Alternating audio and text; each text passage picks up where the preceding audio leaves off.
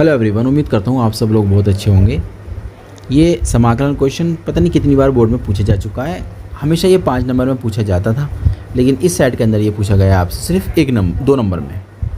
तो स्टार्ट करते हैं इस क्वेश्चन को। सोल्यूशन बहुत आसान है। सबसे पहले हम लोग इसको आई कंसिडर कर लेते हैं। 0 से लेकर π/2 लिमिट दे रखी है, dx है, और नीचे 1 प्लस अंडर रूट के अंदर tan x दे रखा है। चुपचान tan को भाई साइन को उसमें चेंज कर लो, कुछ भी मत सोचो। अभी यहाँ करेंगे तो 1 प्लस के हो जाएगा साइन x अपॉन में आएगा cos x over square root बन जाएगा। तो अब इतना जब हो जाएगा तो हम सब जानते हैं अब क्या कर सकते हैं भैया। हम लोग देखें तो रूट को अलग अलग कर सकते हैं, यानी कि रूट साइन का तो अपना अलग हो जाएगा और जो कोस का रूट है वो अपना अलग हो जाएगा। बटे 1 मान लेंगे, एलसीएम ले लेते हैं यहाँ पर। जैसे हम लोग एलसीएम लेंगे ना तो अब देखते हैं क्या बनता है। नीचे बना हमारे पास एलसीएम लेने के बाद cos x, यहाँ जाएगा cos x अंडर रूट के अंदर, ये प्लस हो जाएगा और अंडर रूट में चला जाएगा ये sin x और 1 और ये dx हो जाएगा।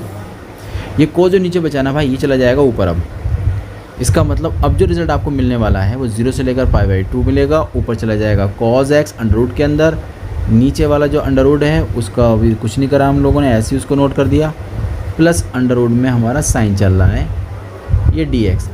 ठीक है, इतना हो जाने के बाद हम इसे इक्वेशन नंबर फर्स्ट बोल देंगे और यहाँ पर अप्लाई कर देंगे प्रॉपर्टी। तो पूरी कहानी लिखने की ज़रूरत नहीं है, आप सिर्फ प्रगुण से लिख दीजिए, इतना ही बहुत है। तो प्रगुण से जब हम इस्तेमाल करेंगे तो हमने प्रॉपर्टी नंबर जो है ना 4 अप्लाई कर दी है। उसमें क्या होता था कि जहाँ जहाँ हमारे पास x होगा वहाँ अपर लिमिट को माइनस करके लगा देंगे, यानी कि अपर लिमिट कितनी है π/2 माइनस के x करना पड़ेगा जहाँ जहाँ हमारे पास x होगा फंक्शन के अंदर जहाँ जहाँ x होगा। तो यहाँ cos है, यहाँ भी x दे रखा था cos के अंदर, तो ये भी इतना हो जाएगा।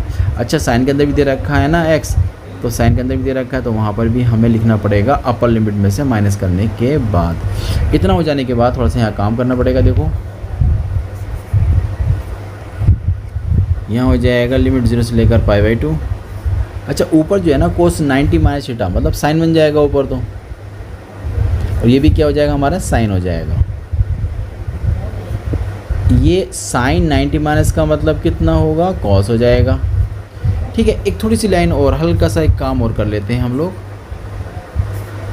बस उसके बाद हम लोग अपनी इक्वेशंस को सॉल्व करेंगे। आगे देखिए कैसे सॉल्व करना होता है। ये क्वेश्चन बड़े नंबर में पूछा जाता है, लेकिन 2 नंबर में पूछा गया है ये क्वेश्चन आप लोगों से।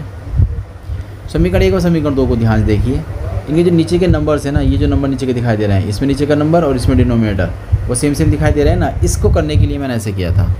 अब कुछ नहीं करना, एडिंग कर दीजिए, जोड़ दीजिए समीकरण 1 और समीकरण 2 को जोड़ देंगे ना, ये हो जाएगा i प्लस आई, यहाँ हो जाएगा 0 से लेकर π/2 और नीचे तो हमारे पास था अंडर रूट में, देख लीजिए एक बार समीकरण 1 में अंडर रूट में cos x plus sin x और ऊपर था हमारे पास cos, यानी कि cos x plus sin x और ऊपर था cos x और ये हो गया dx प्लस यहाँ पर भी सेम है 0 से लेकर π/2 है।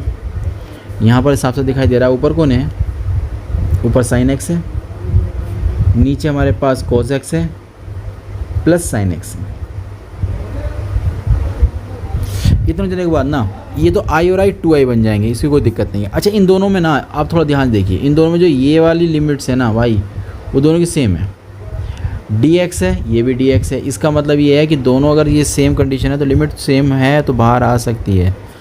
अच्छा, यहाँ क्या बचेगा, यहाँ बचेगा आपको पास दिस,